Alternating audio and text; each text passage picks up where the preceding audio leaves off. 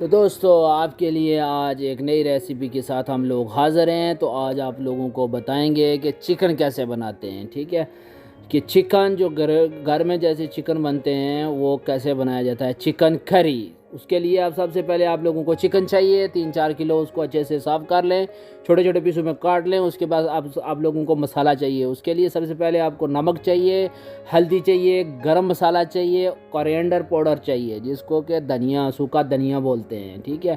یہ چیزیں آپ کو مسالوں میں چاہیے۔ اس کے بعد آپ کو 5 کپ گھی چاہیے، اور اس کے بعد آپ لوگوں کو 2 ٹماٹر چاہیے، 3 ٹماٹر چاہیے سوری۔ اس کے بعد یہ ہے کہ پیاز 2 عدد چاہیے، اور ہرا دھنیا جو ہے اس کی ایک چھوٹی سی ہاف گڈی چاہیے، 10 سے 12 جو ہے وہ گرین چلی چاہیے، ہری مرچ جس کو بولتے ہیں۔ اس کے بعد ادرک چاہیے اور لہسن چاہیے۔ اور ہم لوگ آج ٹرائی کر رہے ہیں اس کو کوکر میں بنانے کے لیے، اور 1 جگ پانی بھی آپ کو اس چیز کے لیے درکار ہونا چاہیے۔ تو ہم لوگ اس کو آج کوکر میں ٹرائی کریں گے، چکن کری بنائیں گے ایک دیسی طریقے سے، کیسے بنائی جاتی ہے گھروں میں، جیسے ایک نارمل سالن بنایا جاتا ہے آپ لوگوں کے ساتھ وہ ریسیپی شیئر کریں گے۔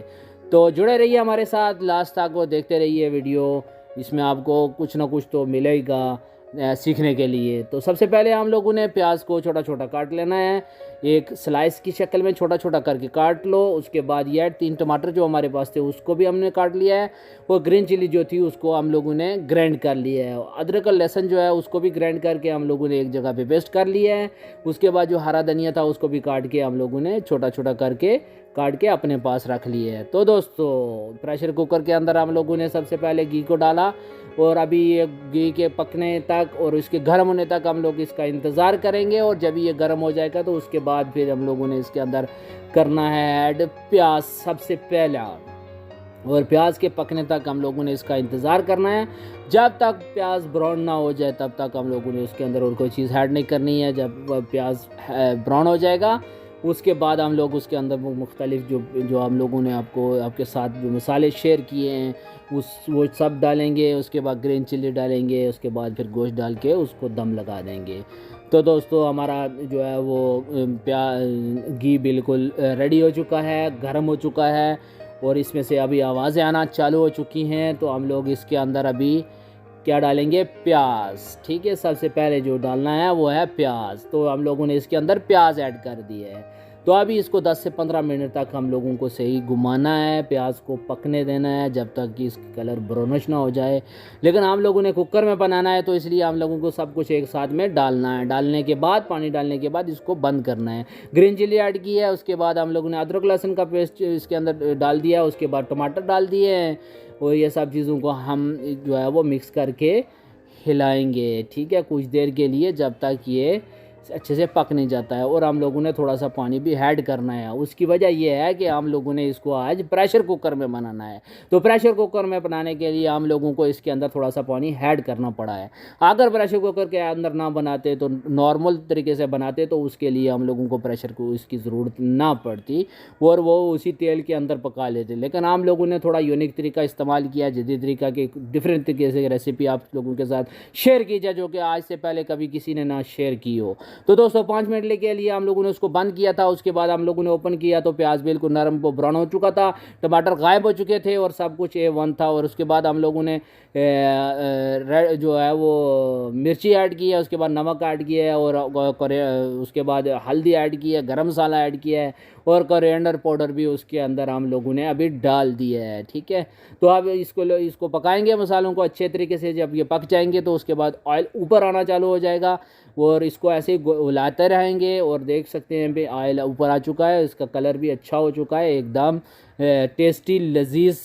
تو ابھی کیا ہے کہ ہم لوگوں نے اس کے اندر چکن ایڈ کرنا ہے، ٹھیک ہے۔ جو 3-4 کلو چکن تھا چھوٹے چھوٹے پیسوں میں کاٹ کے ہم لوگوں نے رکھا ہوا تھا، اس چکن کو ہم لوگوں نے اس کے اندر ایڈ کر دیا ہے، ٹھیک ہے۔ ابھی اس کو تھوڑا سا گھمائیں گے، گھمانے کے بعد اس کے اندر تھوڑا سا پانی ایڈ کریں گے۔ پانی ایڈ کرنے کے بعد اس کو پھر کیا کریں گے، دم پہ لگا دیں گے، بند کر دیں گے اوپر سے، اور اس کے بعد یہ آپ کی جو ہے وہ ریسیپی ریڈی ہو جائے گی، اور یہ سالن آپ کے کھانے کے لیے پیش کر دیا جائے گا۔ تو دوستو دیکھو ہم لوگ اس کو ابھی کیا ہے کہ ہلا رہے ہیں، اچھے سے ہلا رہے ہیں، اور اس کے جو ہے نا وہ تھوڑا اس کے جو ہے نا وہ ٹائٹ ہونے کا انتظار کر رہے ہیں، کیونکہ میں چکن کو جب تک مسالہ نہ پکڑ لے تب تک اس کو بند نہیں کر سکتے ہم لوگ، ٹھیک ہے۔ تو اس کو ابھی تھوڑا سا ہم نے رکھا ہے اس کے اوپر تاکہ فرائی ہو جائے چکن۔ ابھی اس کے اندر پانی ڈال رہے ہیں ہم لوگ، ٹھیک ہے۔ چکن اس کے اندر پانی ڈالنے کے بعد اس کو اوپر سے ہم لوگوں نے بند کر دینا ہے۔ تو اس کے لیے ہم لوگوں نے پہلے تھوڑا ویٹ کیا ہے کہ چکن کو مسالہ پکڑ لے اچھی طرح سے، چکن جو ہے وہ آئل کے اندر فرائی ہو جائے۔ اس کے بعد پھر ہم لوگوں نے اس کے اندر تھوڑا سا پانی ایڈ کیا ہے، ٹھیک ہے۔ ہم لوگوں نے آج گریوی والا سالن بنانا ہے، دیسی طریقے سے کیسے سالن بناتے ہیں، گھروں میں کیسے سالن بناتے ہیں، وہ ریسیپی آپ لوگوں کے ساتھ شیئر کرنی ہے۔ تو ابھی ہم لوگ اس کو اوپر سے بند کر دیں گے، ٹھیک ہے۔ 5 سے 7 منٹ کے لیے ہم لوگوں نے اس کو اوپر سے بند کرنا ہے، ٹھیک ہے۔ اس کے بعد جو ہے اس کو اوپن کرنا ہے اور پھر آپ کو دکھانا ہے کہ اس کے اندر لو دوستو 5 سے 7 منٹ کمپلیٹ ہو چکے ہیں اور اب آپ کا سالن بالکل ریڈی ہے کھانے کے لیے۔ اور بالکل دیکھ سکتے ہیں آپ کہ یہ اتنا ٹیسٹی بنا ہے، اتنا لذیذ ہے کہ آپ بھی اپنے گھروں میں اس کا استعمال کیجئے، ٹرائی کیجئے اور اس کے بعد اس کا کمنٹس میں بتائیے کہ کیسا لگا۔